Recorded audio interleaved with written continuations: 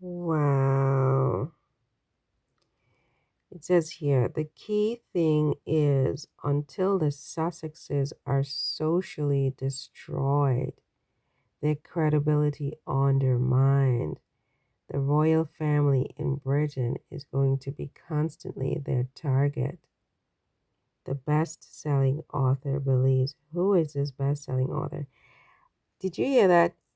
This person has literally come out and put it in words in black and white that this is their intention. I mean, we all knew it, but to hear it said, he said the key thing is until the Sussexes are socially destroyed, their credibility undermined, the royal family in Britain is going to be constantly their target.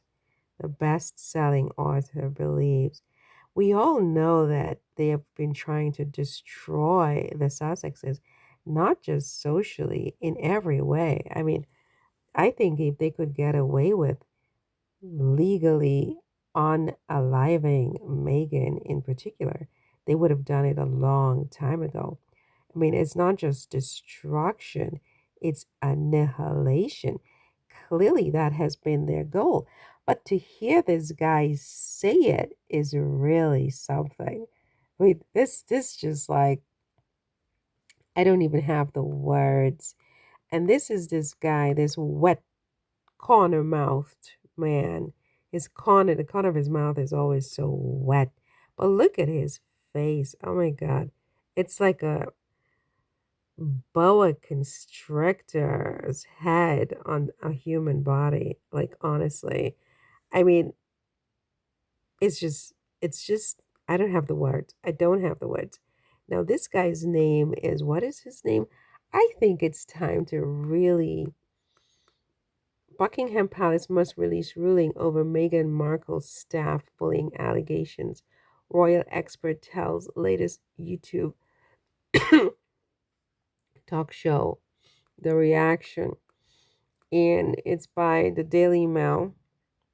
Cameron Charters wrote it yesterday.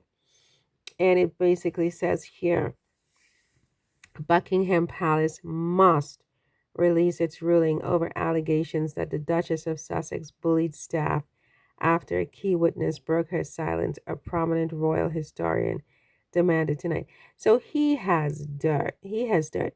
He heard from them, Camilla, Charles, William, Kate, that, and the courtiers, that they have something, they have some kind of report.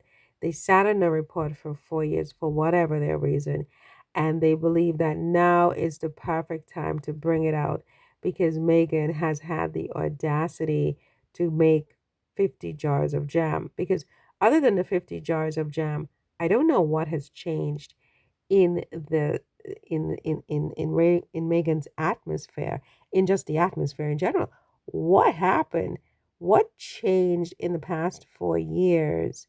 What has Megan done recently to up this to this man is talking about bursting a dam. It's like the dam is under all this pressure.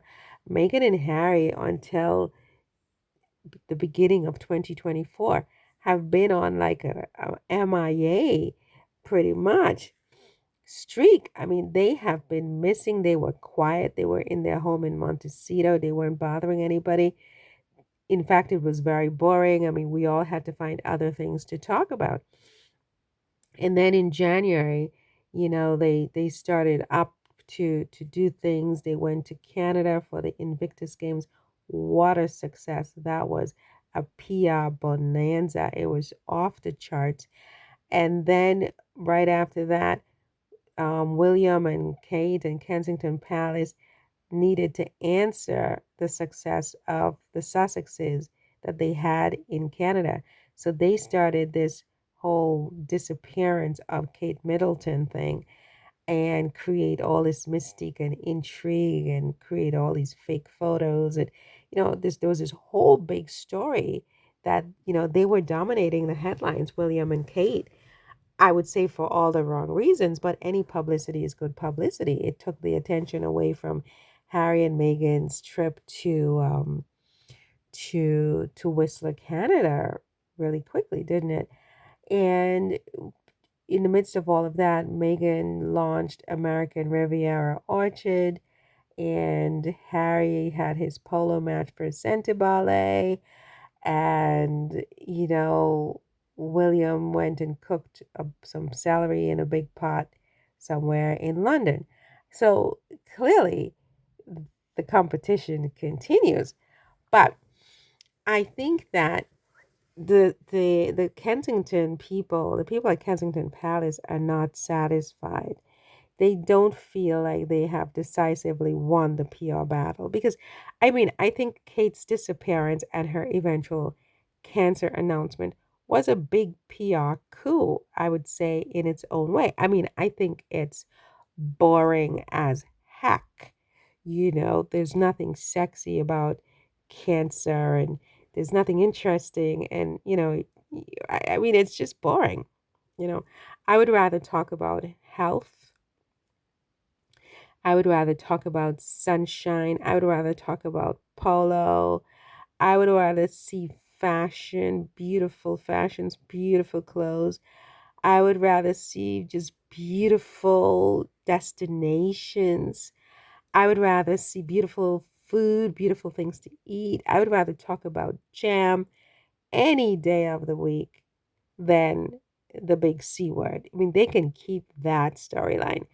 And I think, let's face it, despite the hugeness of this storyline, it's so negative and so dark that people don't find it distracting. They find it distressing instead of distracting. And so to distract themselves, they've latched on to the Sussexes and to Meghan's bottles of jam. And we have people going on, talk shows all over the world to analyze these jams and who got bottle number 5, who got bottle number 6, how are they preparing it, who's hugging it in the grass. I mean, it's the biggest PR brouhaha, right? So now you have to take that away once again because it's a vicious competition for headlines, right? So now what you do is you reach to the bottom of the deck and you pull out this secret thing that dates back several years about Meghan bullying staff at Kensington Palace. Meghan has not lived in Kensington Palace for nearly 5 years now. It's in her fifth year of absence, right? And so they're pulling, going back into that, pulling it from the bottom of the deck, and then sending out their henchmen like the Tom Bowers of the world. Soon you're going to have Angela Levin talking about it.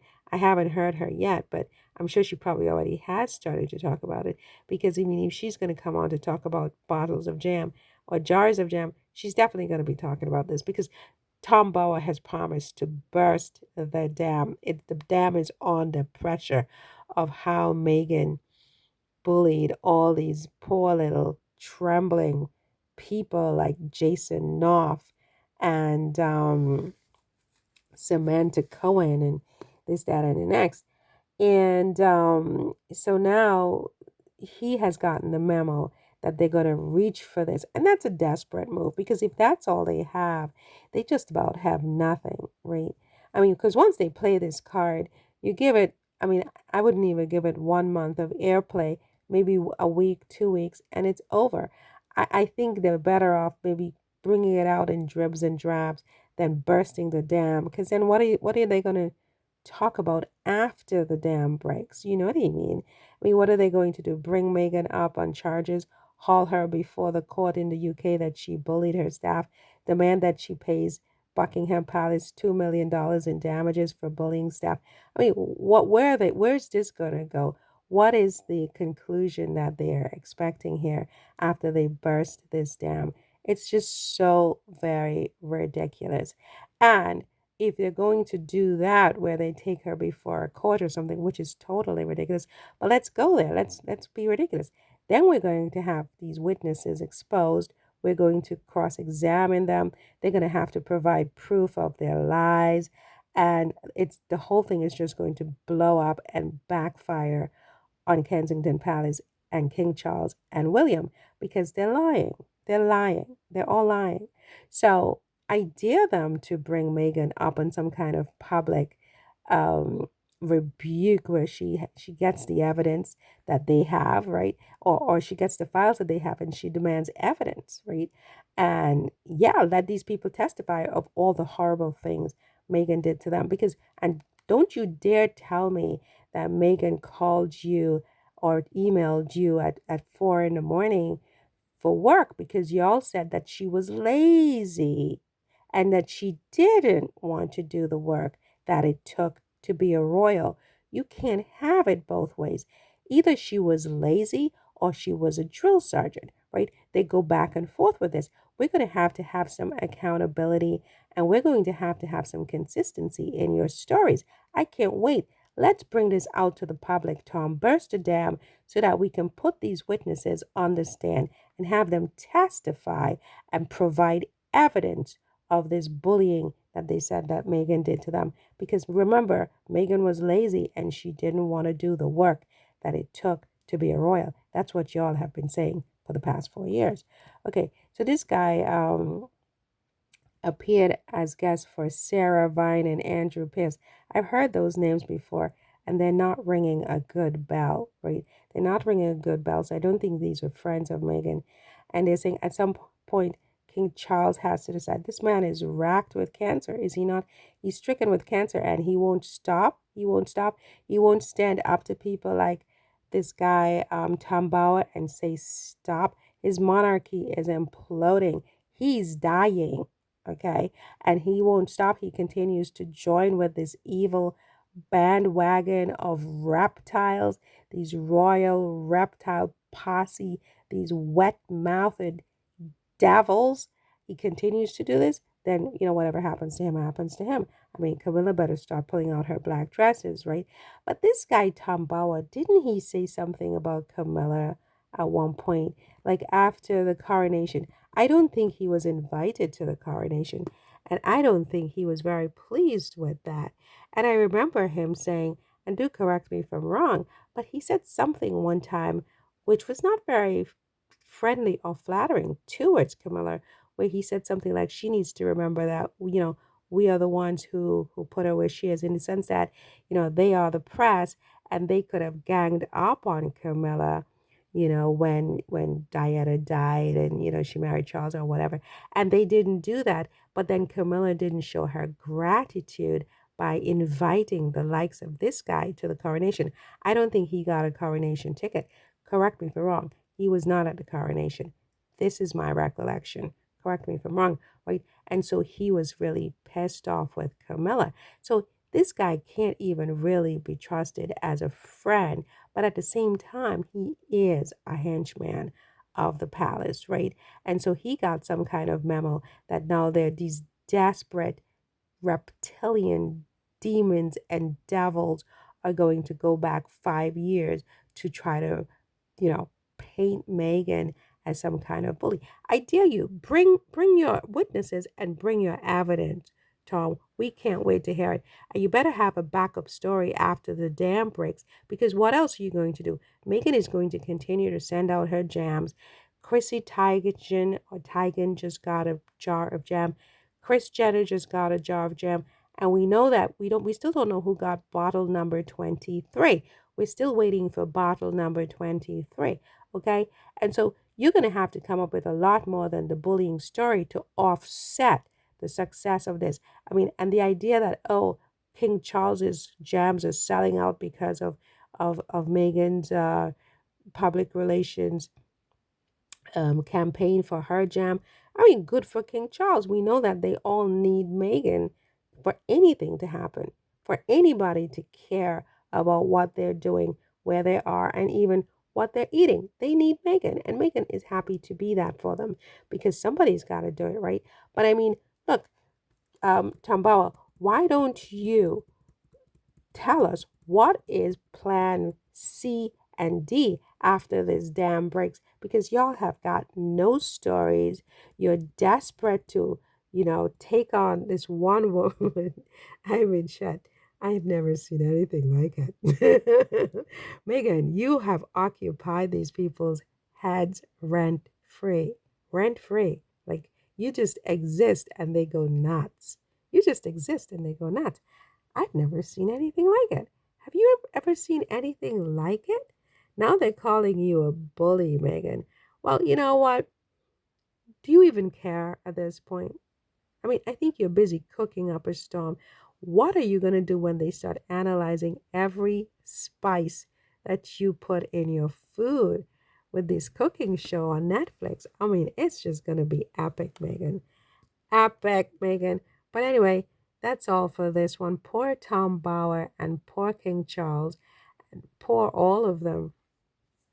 One woman running circles around all these people. Amazing.